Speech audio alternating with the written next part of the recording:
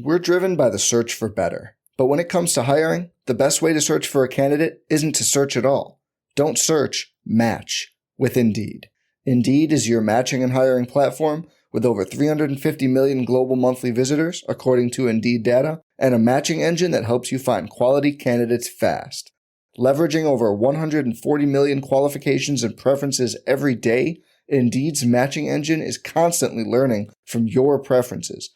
Join more than 3.5 million businesses worldwide that use Indeed to hire great talent fast. And listeners of this show will get a $75 sponsored job credit to get your jobs more visibility at Indeed.com/Blue Wire. Just go to Indeed.com/Blue Wire right now and support our show by saying you heard about Indeed on this podcast.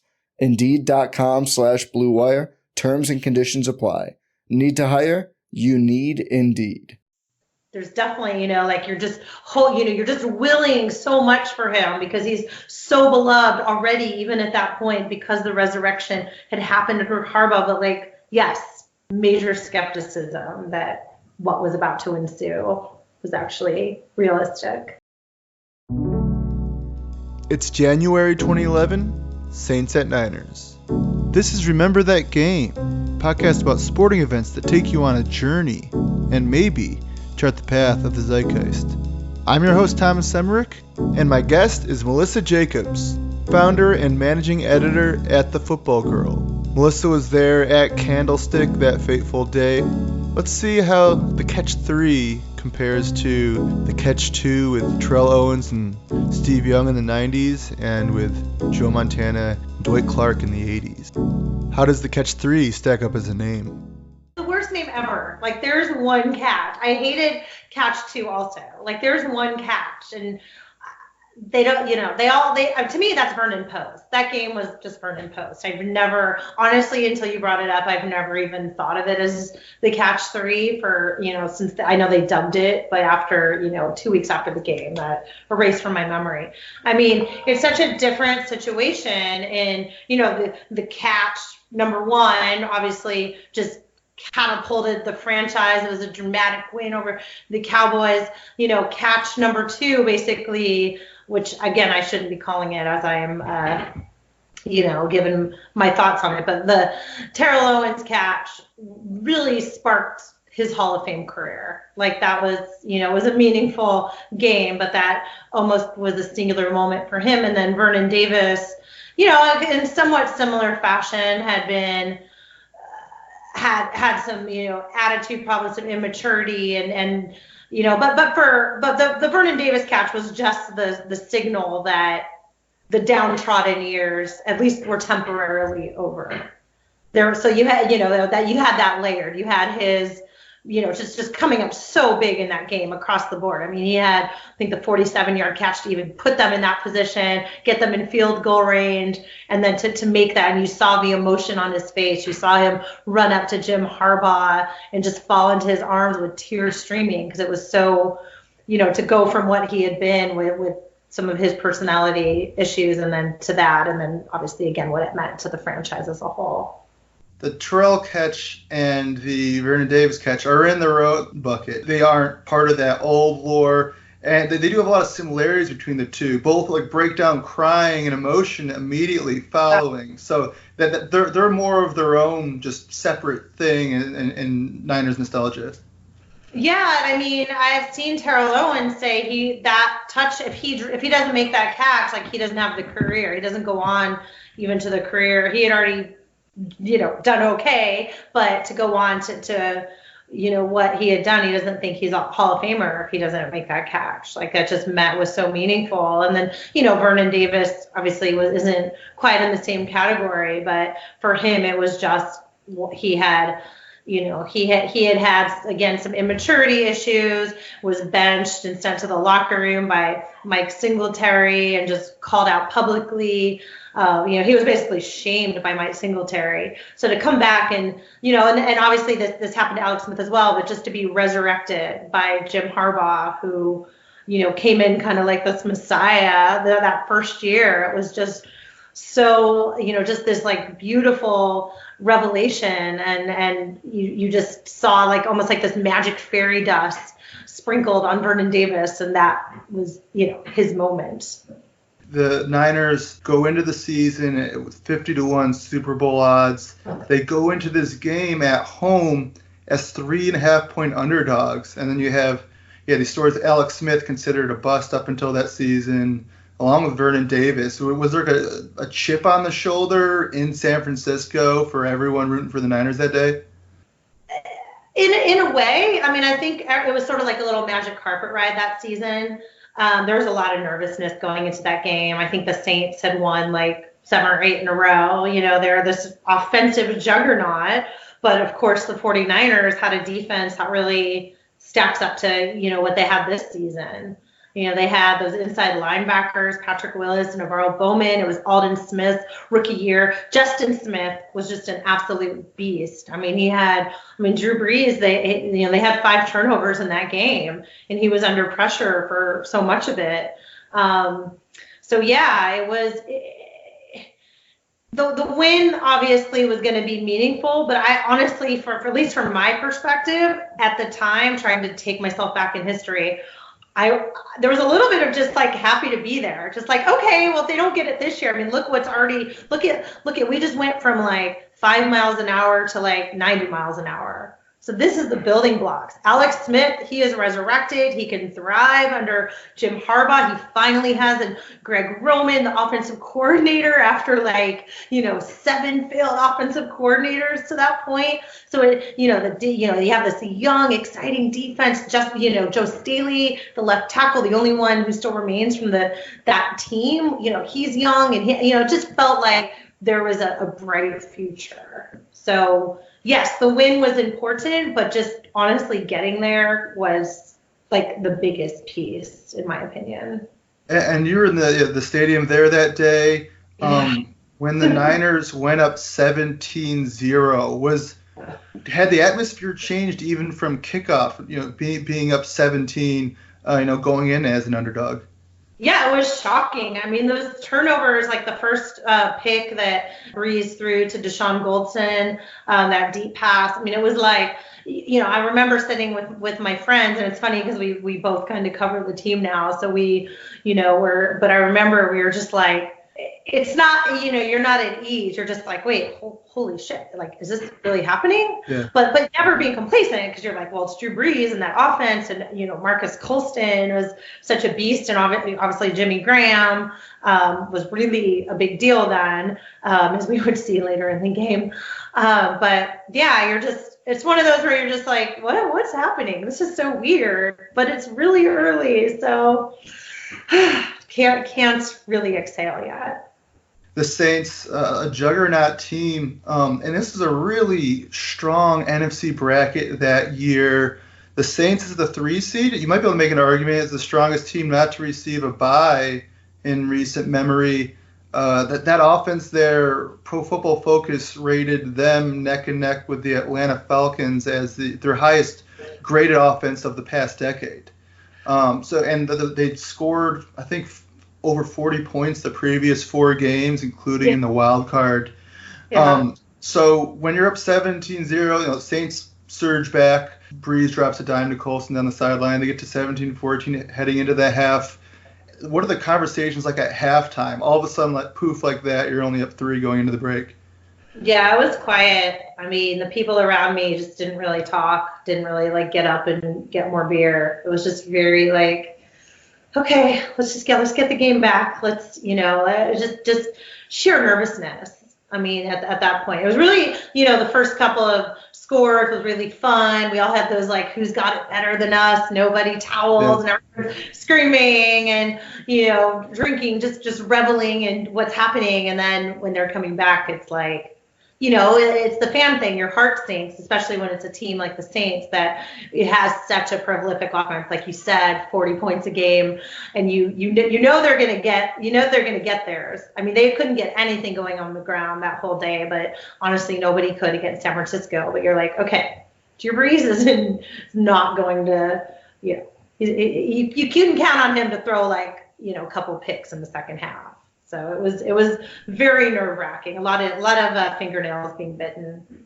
Brees, they decided, hey, we're not going to run. He ends up throwing it well over 60 times in the day, piling up nearly 500 yards. But yeah, he does make a couple mistakes there. The pick to Goldson, also another pick at the end of the first half. And the Niners recover a few fumbles too, but there was one point in the game where the Niners recover another fumble, 3-and-out field goal. And it's like, I think 2017 at that point. Kenny Albert says something along the lines of, Niners capitalize on the turnover.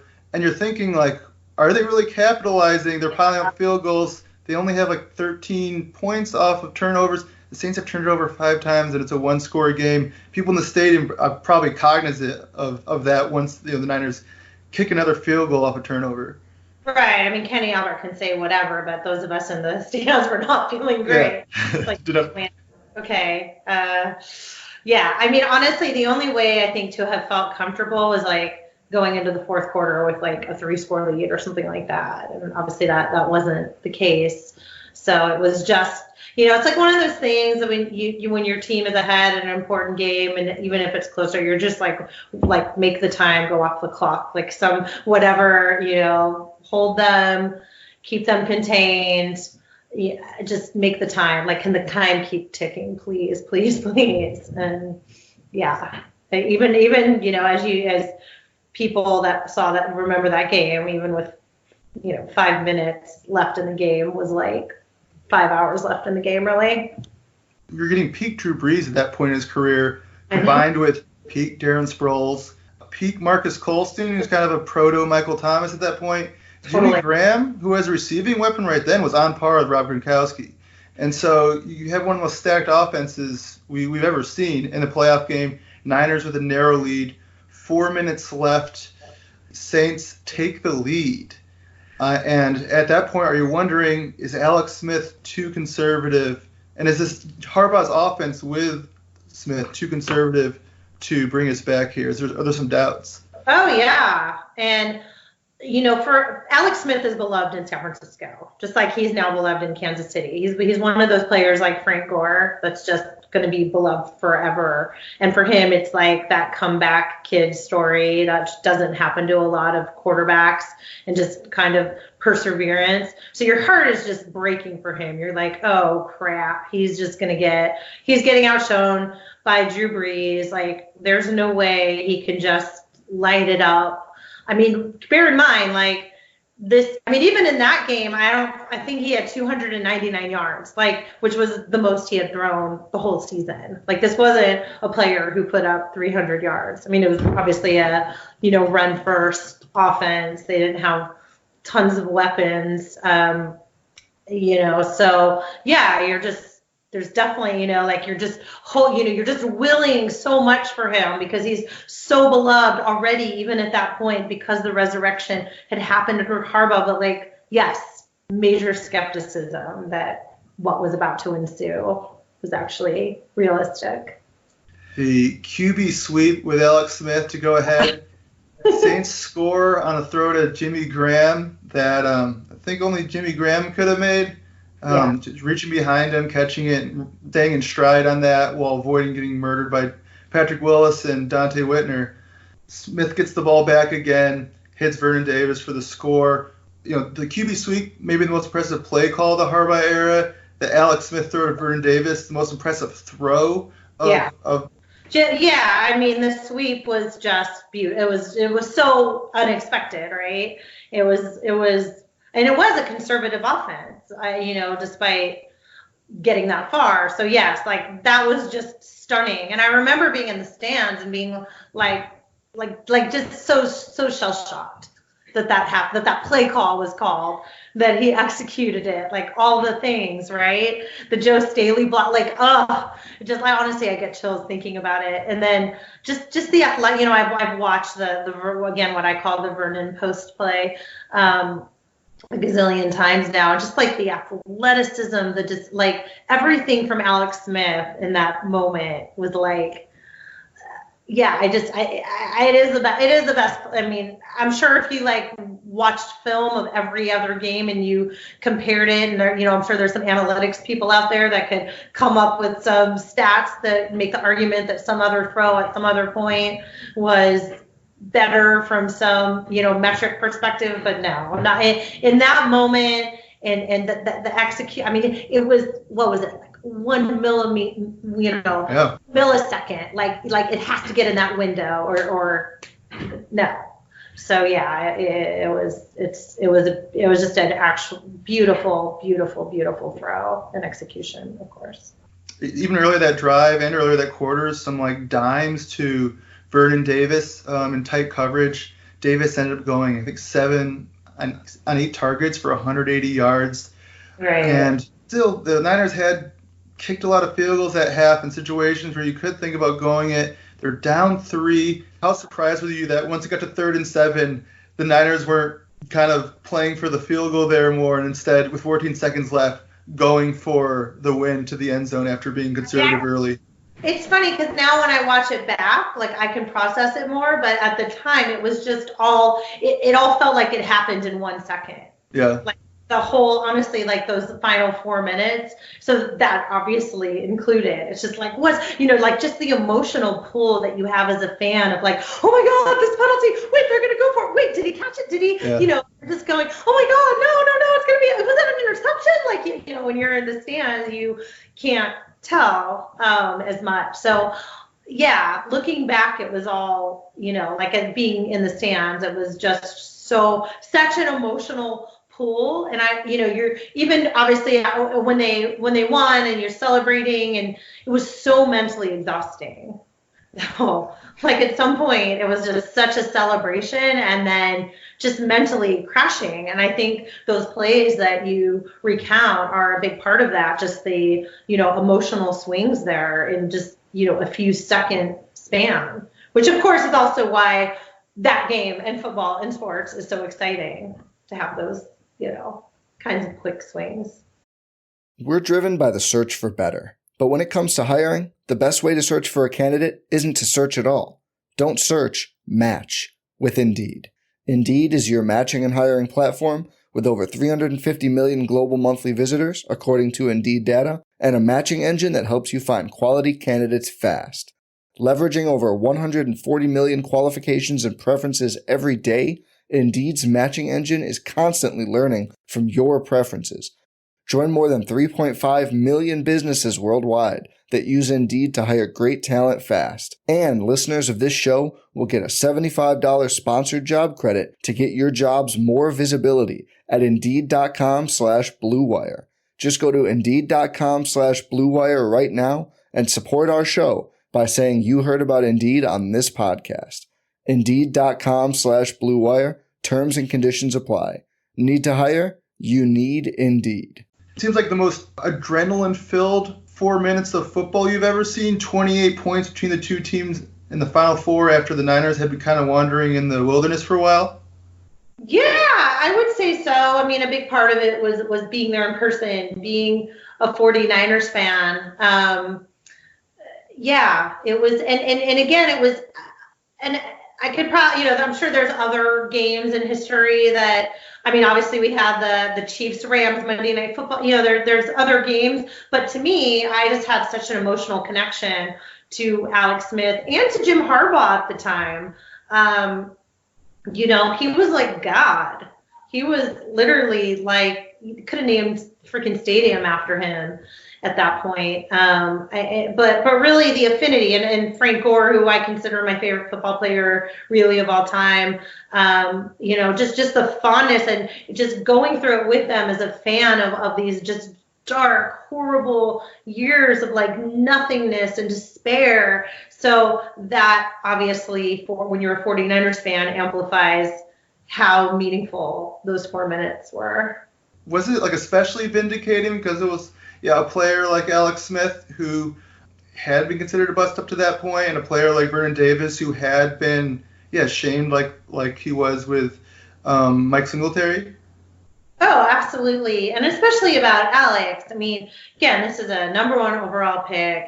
I mean, people were calling for his head throughout. I mean, people wanted to, he was benched. They wanted Troy Smith to replace him, right? Like no one really believed in him, and no one, I will say, and I'm not saying I wanted Troy Smith over him, but I was like, man, I knew how smart he was. I knew he had kind of some of these intangibles that maybe didn't match, Drew Brees' like physicality and his arm strength or anything like this. I wanted him to have success so badly. There was something about him that it was like just God, there's nothing like a good comeback story in sports, and he was the ultimate.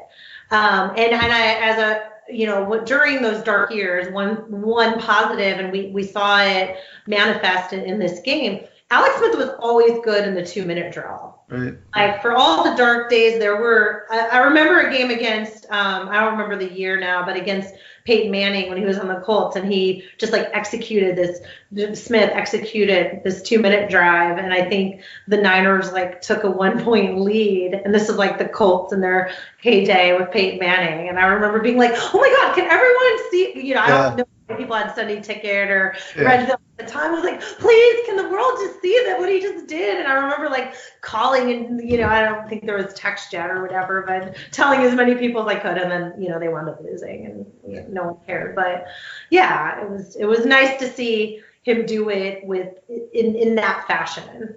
Way more vindicating than like if they had just blown them out like 55-10, like the Niners did, against the Broncos in that Super Bowl. A Niners roster where there are players or you've seen things from, and I'm sure as a Niners fan you're like, on a national stage it would be great for people to see. We have some of the pieces, like we're not that far away. And on defense, even in the Singletary years, there's kind of like murmurs like, hey, this defense is actually kind of stacked. And you have players like Patrick Willis that finally become like national names, and Justin Smith. And then you have rookie Elvin Smith join that year. Vic Fangio comes in, and all of a sudden all the pieces kind of come together. Drew Brees very much bothered in that game. Saints that season had allowed 11 pressures per game. Justin Smith had 10 by himself against the Saints. The Niners had 33, tripling the Saints' season average. Drew Brees' time to throw got pushed up near 3 when he was one of the quicker on the release during the season. So that Niners defense really had Brees bothered in the second half. Saints were stuck at 14 for a quarter and a half in the second half there. Yeah, I mean, that defense was, they took pride in not allowing rushing touchdowns. Like they completely stymied the run. The Saints didn't really even try it in that game other than, some interesting usage of Darren Sproles. And Justin Smith, the Cowboy, was just such a beast in that game. Like he kind of reminded me in a lot of ways of like what we've seen out of Nick Bosa this year, and just how he can completely change a game. And he really did that for much of the game to Drew Brees. I mean, he wasn't the only one, but he really stands out to me in that particular game. Do you think this squad measures up to the teams from the following 2 seasons, where the one where Kaepernick took over and they went to the Super Bowl, and the one after that where they fall to Seattle in the NFC title? Do you think this team measures up with those following 2 squads? I don't think so, in the sense that, the defense was obviously had most of the key figures, but Kaepernick was just it was hard for me. I've obviously professed my love for Alex Smith like 10 times already in this conversation. To see him benched, I think he had the best, efficiency rating in the NFL at the time, and literally because he reported his concussion, his career in San Francisco was over. But Colin Kaepernick was, I hate comparing him to Patrick Mahomes, but like he took the NFL by storm. Yeah. Like he was like, that first year, like it was unbelievable. And he was must-see TV. He was a gazelle. He was just a total game changer. So yes, he gave the team a lot more options. In some ways that was great, in some it wasn't. But yeah, and then you have Joe Staley, like another year older, like he improved. There were just some improvements, but notably, as much as I hate to say it, I love Kaepernick as well, but what Kaepernick just brought offensively, it just doesn't compare to what they had the year before. You see Harbaugh's system, especially in 2011, when not as much of the college elements had been incorporated and been more pervasive in the NFL. You kind of wondered if you got a quarterback that was a little more electric running, can push the ball a little further down the field, what would happen. And even on running plays, especially that next season, that game against Green Bay, the following postseason, you see those Jets. Though Smith has some scoots himself, getting around the edge in that sweep. But you have a good offensive line, and like Joe Staley, it's a power run offense, but they're pretty nimble. Staley got down the field in that Alex Smith sweep and cut the free safety. Put all that together, and you get a little more arm, a lot more speed with Kaepernick, and then Harbaugh's offense kind of did go to another level. This game, would you say was the signature win and performance of Alex Smith's Niners career? Yeah. For the Niners, yeah, absolutely. I mean, I would say overall too. I was thinking about that, like his career. The opener against the Patriots in 2017. Up there in terms of just like that was impressive. The wow factor. But yes, definitely in the 49ers, like no question. I mean, because I will also say, like, I almost forgot, like, he was good throughout the game. It wasn't just the 4 minutes when he stepped up. Like, he wasn't perfect, of course, but like he made some great throws before those final 4 minutes. So it was just an overall, like, kind of start to finish, just sort of this, like, I guess his 49ers opus, if you will. Was this the most thrilling run that you've seen in your Niners fandom? The season, or? Yeah, the 2011 season. Would you say this gave you a feeling or specific type of memory and recall that no other season did? I mean, I don't remember that well, like the really, the Super Bowl winning, because I was kind of, young then. Being like a young kid watching versus being an adult is a totally different experience. Yeah. So there might have been like a little more magic in the Steve Young years, but I mean, it's really that game. I mean, because obviously the next game, Kyle Williams muffs the punt, and then there's, that. So they don't make it to the Super Bowl. I mean, I would say that honestly that the following year, because I was very emotional about Alex Smith being benched, but then I kind of fell in love with Colin Kaepernick as the season went along, and that felt very.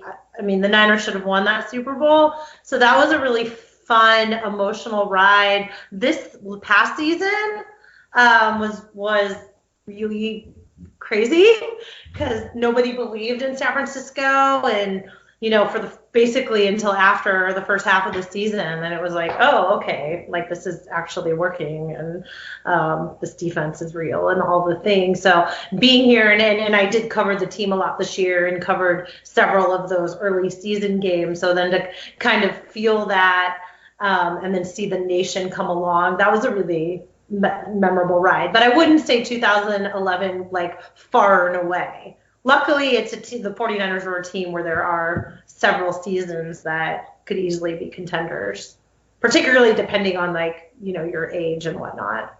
2019 run kind of remind you of the 2011 run anyway? Yeah, a little bit. Although, I mean, there's Jim Harbaugh and Kyle Shanahan are just so different in their cultures and their, the players bought into Jim Harbaugh. Like at the time, I thought he was the Messiah. Then I could kind of see like, okay, what some of the personality issues were, how he rubbed some players the wrong way. The guys now in San Francisco, I mean, they adore Kyle Shanahan. He he dresses like them. He listens to the same music as them. Like they just respect his offensive prowess so much. So that's, that would be like the big difference, which is pretty significant given it's the head coach we're talking about.